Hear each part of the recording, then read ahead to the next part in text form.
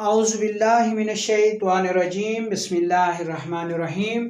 मैं हूं आपका तबीब हकीम लियाकत अली खिची और आप देख रहे हैं हमारा यूट्यूब चैनल हर्बल वर्ल्ड। और हमारा मौजू चल रहा है जी ऑक्सीजन की कमी क्यों होती है और हम ग़िज़ा से उसका इलाज कैसे कर सकते हैं। नीज़ इसमें हम अतिबाए कराम को असूल इलाज भी बताते हैं।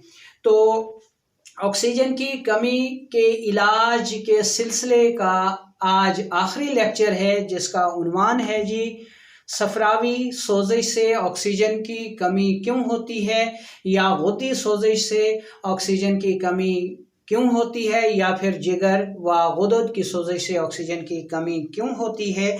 ये एक ही चीज़ के तीन मुख्तलिफ नाम हैं। तो अपने टॉपिक की तरफ बढ़ने से पहले आपसे गुजारिश है कि अगर आपने हमारा ये चैनल सब्सक्राइब नहीं किया तो जल्दी से इसे सब्सक्राइब कर लें और साथ लगे घंटी के बटन को भी दबा दें, ताकि तिब व सेहत के मौजू पर हर नई आने वाली वीडियो आपको सबसे पहले मिल सके।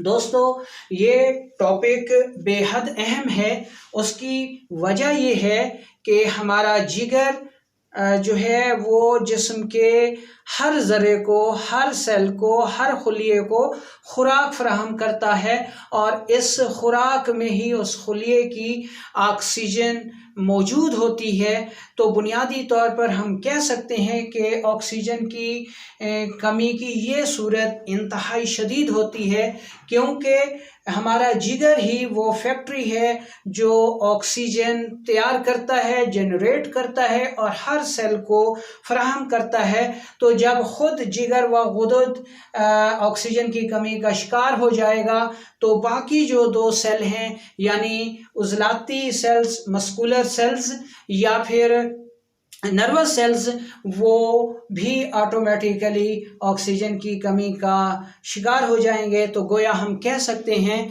कि जिगर व गुदद की सोजिश से जो ऑक्सीजन की कमी होती है वो इंतहाई शदीद होती है।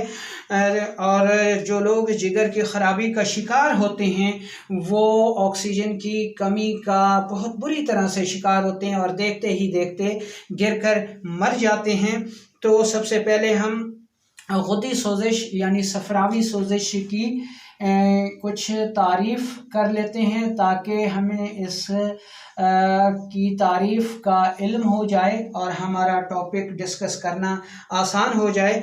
तो दोस्तों, गुदी सोजिश की तारीफ़ ये बनेगी कि अगर जिस्म में खिलते सफरा या फैट्स व नमकियात ज़्यादा हो जाएं तो सफरावी खुलियात यानी एपिथेलियल सेल्स सुगड़ जाते हैं, जिसे कानून मुफरद अज़ा में सफरावी या गुदी सोजिश कहते हैं। इस सूरत में सफरावी खुलियात सुकेड़ की वजह से अपनी खुराक खून से हासिल नहीं कर सकते और ना ही अपने फुजले की शक्ल में कार्बन डाइऑक्साइड खारिज कर सकते हैं, जिसकी वजह से ऑक्सीजन खुलियात में जज़ब नहीं हो सकती और दर्ज झैल अलामात सामने आ जाती हैं।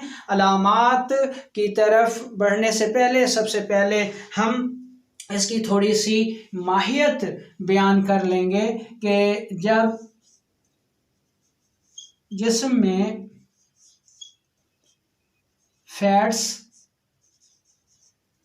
नमकियात वाली ग़िज़ाएं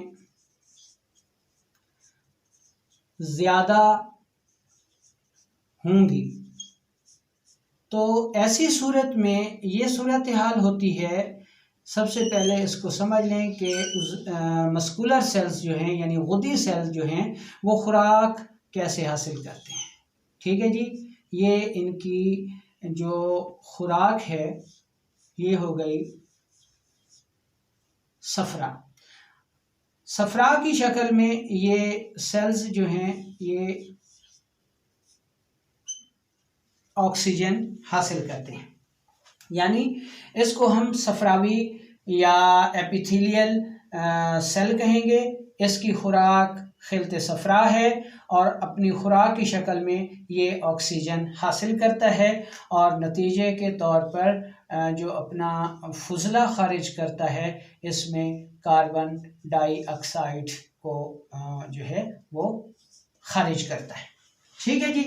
अब जब हमारे जिस्म में फैट्स नमकियात ज़्यादा हो जाएंगे तो ये जो गुद्दी सेल है, सफरावी सेल है, एपिथेलियल सेल है, ये तेज़ हो जाएगा, इसकी हरकत तेज़ हो जाएगी, जिसकी वजह से इसमें सुकेड़ आ जाएगा और सुकेड़ की वजह से इसकी जो हालत बनेगी उस हालत में ये क्या फेल सर अंजाम देगा उसको हम देख लेंगे। अब ये सेल जो है, ये खुलिया जो है, ये सुकड़ गया है। ठीक है जी। किस वजह से सुकड़ा है कि हमने पढ़ा कि हमारे जिसमें जो अमराज हैं वो मादी तौर पर 50% पैदा होते हैं। तो अब जब खिलत सफरा बतौर मादा जिसमें ज़्यादा हो गया तो इसमें सुकेड़ आ गया। सुकेड़ में क्या होगा जी कि ये अपनी खुराक जिसमें ऑक्सीजन होती है ये इसका इंतज़ाम बंद कर देता है। नतीजे के तौर पर इसका जो फुजला होता है उसका अखराज भी बंद हो जाता है, यानी डबल नुकसान, ना ऑक्सीजन अंदर जा रही है और ना कार्बन डाइऑक्साइड खारिज हो रही है। ये सेल जो है वो सुकड़ा हुआ है, जिसकी वजह से ये सेल ऑक्सीजन हासिल नहीं कर सकते और मरने लगते हैं। तो दोस्तों आपको उम्मीद है कि यहाँ तक बात समझ में आ गई होगी। तो अब हम ये कहते हैं जी कि सफरावी सोजिश से जो ऑक्सीजन की कमी होती है ये शदीद क्यों होती है और इसमें बंदा मर क्यों जाता है फौरी तौर पर, और बाकी दो सोजिश की वजह से ऑक्सीजन की निस्बत जबकि इसमें ऑक्सीजन भी ज़्यादा होती है तो फिर ये ज़्यादा कमी का शिकार क्यों होता है। ठीक है जी। अच्छा दोस्तों, इसको हम दिमाग कह देते हैं। ठीक है जी। अच्छा, इसको हम कह देते हैं जिगर और इसको हम कह देते हैं कल्ब। ठीक है। ये जो जिगर है ये कल्ब को भी खुराक फराहम करता है और दिमाग को भी खुराक फराहम करता है। दिमाग को ये खिलते बलगम फराहम करता है और कल्ब को ये खिलते सौदा फराहम करता है और ख़ुद जो खुराक लेता है वो खिलते सफरा होती है। ठीक है जी। अब यूँ समझ लें कि ये जो जिगर है ये खुराक के ज़रिए ऑक्सीजन दिमाग को भी फराहम कर रहा है और यही जिगर कल्ब को सौदा की शक्ल में भी ऑक्सीजन फराहम कर रहा है और ख़ुद भी खिलते सफरा के ज़रिए ऑक्सीजन ले रहा है। तो अब जब ये जिगर ख़ुद सोजिशनाक हो जाएगा तो जहाँ ख़ुद इसको ऑक्सीजन नहीं मिलेगी वहाँ दिमाग को भी ऑक्सीजन की सप्लाई कम हो जाएगी और कल्ब को भी ऑक्सीजन की सप्लाई कम हो जाएगी। नतीजा क्या होगा कि इंसान इंतहाई एमरजेंसी में ऑक्सीजन की कमी का शिकार हो जाएगा और फौरी तौर पर गिरकर मर जाएगा। तो हम कह सकते हैं कि जिगर चूँकि दिमाग और कल्ब के दरमियान वाक़या है और ये अपने एक पर्दे के ज़रिए दिमाग को उसकी खुराक खिलते बलगम फराहम करता है जिसके अंदर ऑक्सीजन होती है और जिगर अपने दूसरे पर्दे के ज़रिए कल्ब को उसकी खुराक खिलते सौदा फराहम करता है, इसमें भी ऑक्सीजन होती है। और जब जिगर ख़ुद खुराक लेता है तो खिलते सफरा को इस्तेमाल करता है, इसमें भी ऑक्सीजन होती है। तो जब जिगर ख़ुद सोजिशनाक हो जाएगा तो ना तो पूरी तरह दिमाग को ऑक्सीजन फराहम कर सकेगा और ना ही कल्बो उज़लात को ऑक्सीजन फराहम कर सकेगा और ना ही ख़ुद ऑक्सीजन ले सकेगा, जिसकी वजह से इंतहाई एमरजेंसी की सूरत हाल बन जाएगी। इसलिए मौजूदा दौर में जो वबा है और उसमें जो ज़्यादातर लोगों का मिजाज है, इसमें जो मर्ज़ सामने आ रहा है उन लोगों में आ रहा है जिनके जिगर ख़राब हैं, सोजिशनाक हैं, hepatitis, high blood pressure, typhoid, आंतों की सोजिश, वर्म रहम, सोजिश रहम, ऐसे लोग इस वबा का ज़्यादा शिकार हो रहे हैं। उम्मीद है कि आपको ये चीज़ समझ आ गई होगी। अब हम देखते हैं अतिबा कराम इसको नब्ज़ से कैसे पहचान सकते हैं। दोस्तों, ऐसी सूरत में जब सफरावी सोज़श से ऑक्सीजन की कमी होगी तो नब्ज़ जो है वो पतली होगी, तेज़ होगी और दरमियान में होगी। ठीक है, 3 ता 4 उंगलियों पर ठोकर लगाएगी, यानी ये नब्ज़ सौदावी और आसाबी के दरमियान होती है। ठीक है, इसको हम सफरावी नब्ज़ कहेंगे। तो इस तरह नब्ज़ के अमल से जो है इस मर्ज़ की पहचान हो सकती है। अब हम देख लेते हैं जी कि इसकी अलामात क्या होंगी। तो दोस्तों, इसकी अलामात में पेशाब जो है ये जर्द जलन के साथ कतरा कतरा आता है, यानी खुल के नहीं आता। इसी तरह जो स्टूल है, पाखाना है, वो भी बार बार आता है और फरागत नहीं होती। सांस की तंगी, गला सोजशनाक, ठीक है, और सोजशी खांसी, दमा, सांस की तंगी भी आ गई, और टाइफाइड बुखार, हाई ब्लड प्रेशर, ऐसी अलामात हो सकती हैं।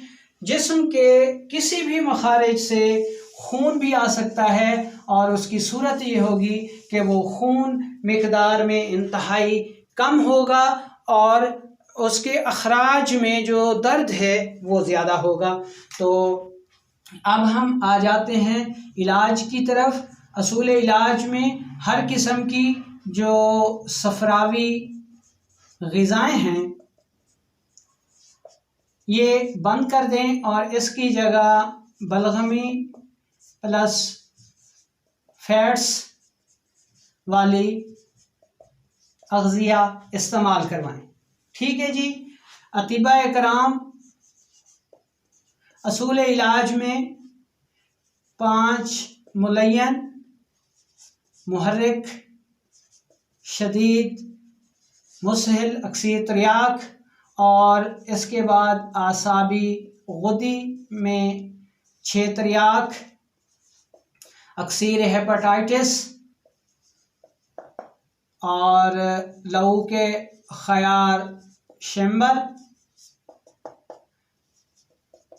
जवारिश शाही, कुश्ता सदफ मरवरीदी, ये इंतहाई बेहतरीन अद्वियात हैं, ये इस्तेमाल करवाएं। और ग़िज़ा जो है गुदी असाबी से असाबी गुदी इस्तेमाल करें। अब हम कुछ असूल इलाज अवामुन्नास के लिए बयान कर देते हैं। अवाम ये नुस्खा इस्तेमाल करें। हल्दी, मुलट्ठी, सौंफ, ये बराबर वज़न लेकर सफूफ कर लें और 1 चम्मच चाय वाली दिन में 3 बार शहद मिले पानी के साथ इस्तेमाल करें। इसके अलावा सौंफ,